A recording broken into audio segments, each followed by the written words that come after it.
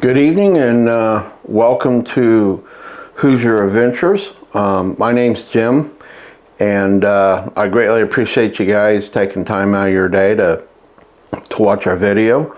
I'm going to be tying something kind of unique. First time I actually thought the concept up a couple of days ago from a previous video. And I apologize for the sluggishness in my my speech, but I just completed some oral surgery, and we're still working on things. I wasn't planning on putting a video out until I got through all this, but a handful of subscribers reached out to me and said, "Hey, go ahead and post a video because we really enjoy watching what you do." So I elected to go ahead and to do this, and I'm excited about this jig. A couple reasons is because it involves two different concepts. The first concept is a split tail. Okay, and these split tails can be purchased through Woods and Water Outdoors. Again, I'm not sponsored by anybody. I paid for these with my own money. These are silicone mini split tails, and you can purchase these on their website. I've tied these split tails before, but something intrigued me the last time on the last video where I was doing kip tail or calf tail. Some people know it as calf tail and some people know it as kip tail. It's all the same. But this material, these hairs seem to be hollow. They hold their structure really well when they're wet. You know, unlike marabou, you know, where it streamlines down and stuff, this just gives the jig a lot of body. We're going to be tying a 1/32 ounce with a number 6 sickle hook tonight. It has a short truce head. We're going to be using a brown body. We're going to wrap it with a little orange collar. We're going to add this split tail here. Now, this is a short truce. It's got a little bit of silver in it. I think it's going to help really kind of give that definition and the flash for this jig. So with that being said, let's get started. The very first thing we want to do is we want to take our hard as nail glue, and we want to put this on the shank of the hook. You don't want to get overly carried away with it. We're going to start off with a brown. This is a 140D thread.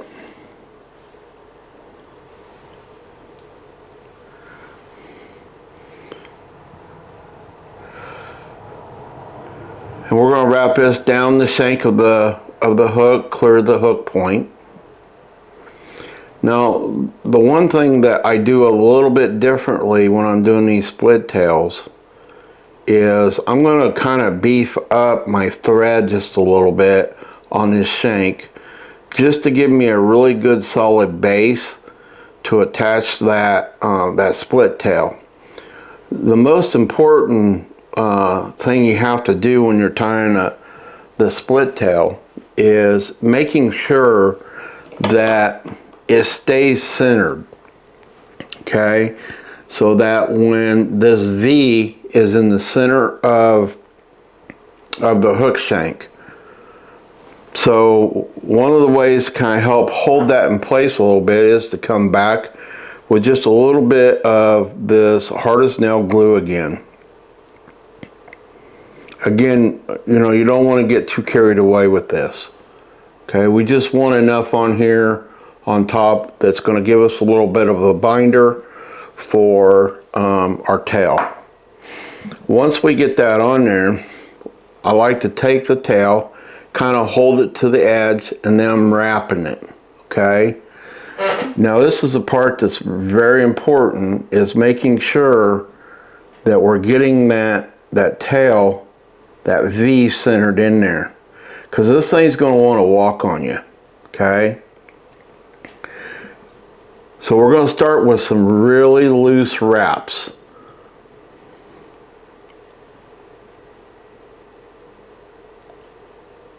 Okay, once I get those on there, you need something that's going to kind of help you hold all this in place.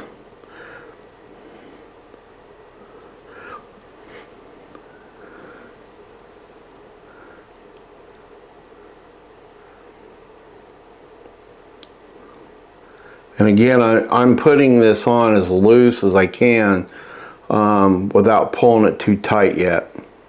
Because I want that V, I want to be able to move this around to make sure that it's in the center.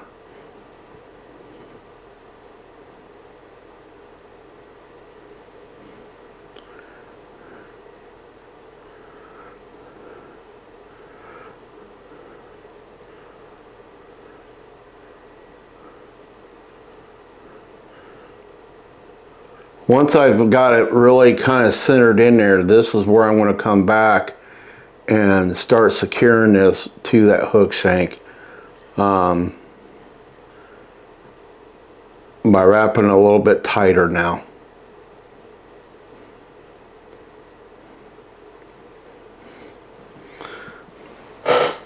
Now I looked all over the internet to see if anybody else had thought of this, and I didn't find it. Doesn't mean that somebody's not tying it, it just means I couldn't find it. So here's what we've got so far, okay? I'm going to kind of scooch in here just a little bit so you can kind of see that, okay? So it's now secured on there, it's in the center, so you kind of have this V portion right here, and you want to make sure that that is sitting on top of there, okay? Just like this. So that V is running right down through the center of that hook. This is what's going to really provide what I'm talking about with this style of jig. It's pretty unique, I think. So I'm going to back out of here just a minute, and we're going to show you. This is our kip tail. This is a brown kip tail or calf tail. Again, whatever certain people call it calf tail, some people call it kip tail. It's the same. And once this stuff is once you take it and you clean it, you brush it, it's almost like these hairs are almost hollow. It's really kind of cool how these hairs react to the water. Now, as I'm selecting the hairs that I want to use, I also don't want to get too carried away. I'm trying to build a body here. So there's a look that I'm going for.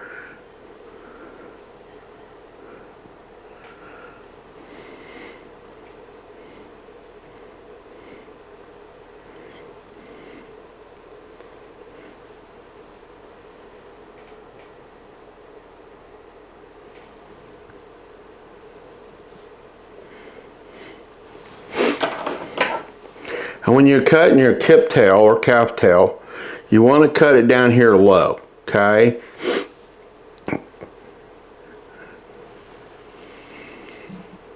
You want to get it right down there at the base.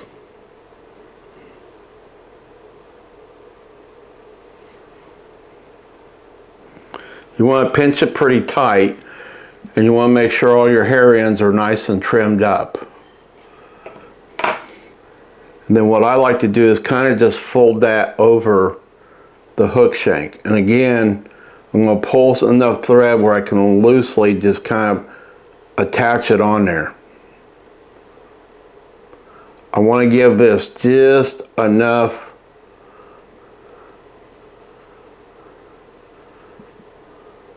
so I can kind of play with this just a little bit. And now as I come back, I'm going to wrap this up kind of tight.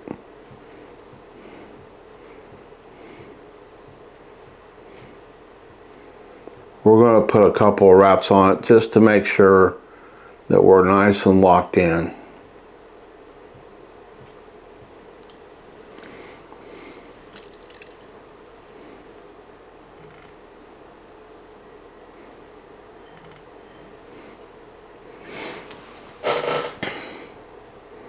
Okay, once I got everything kind of situated the way I want it here,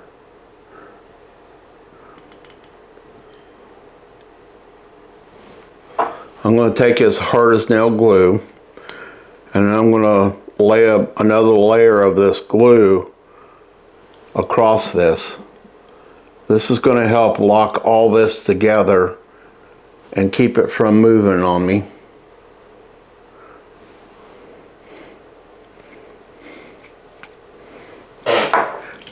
And now we're going to put a whip finish on this.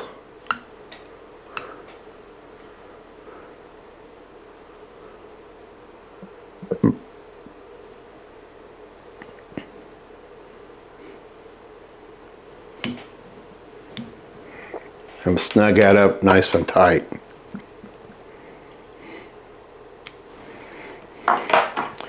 Now, you could stop here. I think this is a very good jig, but what I like to do is throw just a little bit more color at this. I think, you know, if you take into consideration all the different lakes and stuff that you're fishing, water clarity plays a big role in, you know, the bite that you get. So basically I'm going to put a collar on this, just a short collar up here up near the head, just to give it just some defining definition. And if water clarity becomes an issue, then these multiple colors that are embedded in this jig is going to help it stand out in the water.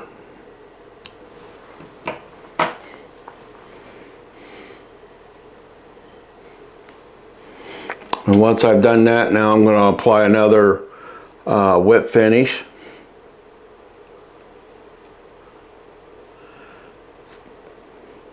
Now you can use a slip knot system by tying in a loop and then cutting your thread and then pulling it through. It's going to give it a pretty clean look, but what I like this way a little bit better, especially for this jig, is there's so much going on with it.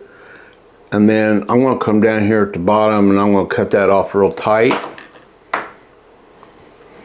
And then I'm going to come back with my UV glue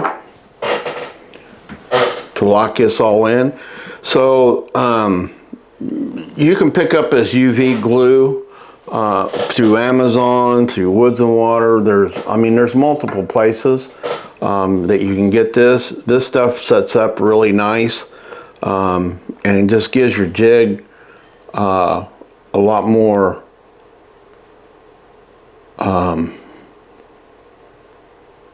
hardness, I think, to withstand when you're out there fishing and bouncing it off of rocks and stuff.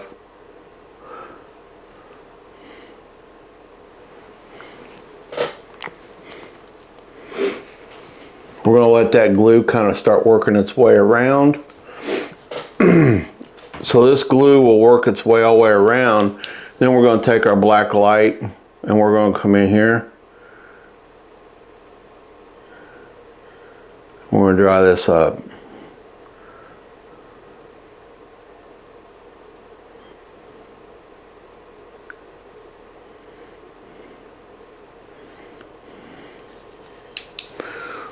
Now this kip tail pretty much holds its form. So you get a jig where you have the split tails working in the back. You've got this body that's pretty well formed right here, and as soon as this dries real good, we'll stick it in some water. I'll show you what I'm talking about. But this kip tail almost swims, well, it does, it swims with the tail. So you've got the hair moving, and then you've got these split tails back here moving, and it just gives this jig a really lifelike look. Now, again, I haven't fished this, but what testing I've done on it, you know, this thing would work really super good under a slip float bobber on a kind of a windy day where you know, not real windy, but you know, enough where the water stirred up on top and it's bouncing it. So I'm going to kind of scoot you in so you can take a good look at this jig. So you can see that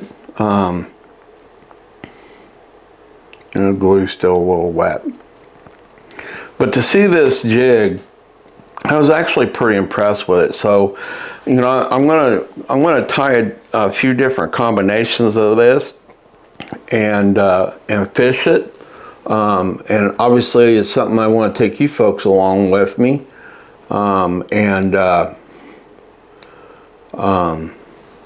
show you what I'm seeing.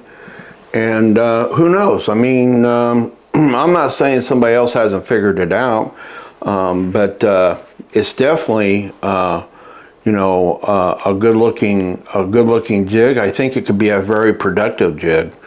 So obviously, if you got any questions, leave me the questions in the comments, or I'll put my email address down here, and shoot me an email. But I'll try to get some underwater video of this, being either under a slip bobber or both, under a slip bobber and you know, just pulling it through the water. I think it could be fished either way, but just from the action that I've seen so far, I think it'd be a killer jig underneath a slip bobber. So I want to give a quick shout out to a gentleman, Steven. He won the bluegill jigs, the collection of 4. He's from West Virginia. He should have already gotten his jigs. And Steven, hopefully you're watching this video, and a huge shout out to you. And I think I speak for everybody. We look forward to seeing some of the pictures of some of the bluegill and crappie that you catch with the jigs. And again, Rebecca and I hope you enjoy them very much, and hopefully go far. Or maybe even, you know, West Virginia's got some nice trout streams, so maybe he'll find out if the jigs actually work for trout too. So we look forward to hearing back from Steven. Outside of that, guys, this is just a very unique jig. Again, I put up a short video where I have one out on the dock on the pond, you know, I know that I had to use my cell phone, so the footage isn't very good, but you kind of get the idea of what this is going to look like wet. And again, I'd love to show you that, but this glue is still just not dry enough to do it yet. So hopefully you enjoyed it. Hopefully you get something out of it. And you know, again, if you got any questions, you know, leave them in the comments or shoot me an email. Again, I greatly appreciate you guys taking the time out of your day to watch the video. We're striving very hard to build the channel. We have a goal of trying to hit 1,500 subscribers this year, and with your guys' help, we can accomplish that. If you liked the video, please do me a favor, give me a thumbs up. YouTube, I mean, it really helps the channel tremendously. And you know, if there's something that I could be doing differently that would help me get, you know, that thumbs up or more subscribers, obviously please leave them in the comments or shoot me an email. I'm kind of learning as I go. We're shooting on a new camera tonight, so I'm trying it out. I'm sure that I'll have to tweak some things with it. I'm learning it. It's, you know, a brand new camera to me. But hopefully it's a little bit better than the GoPros that I use. They just, when you're in the house, they get hot and they shut off. Well, they get hot out on the water too. We found that out the hard way on Floyd and I's trip. But hopefully we're going to be able to tamper that now just a little bit. We have some other equipment that we're going to have on the boat. We've got some great fishing videos coming up.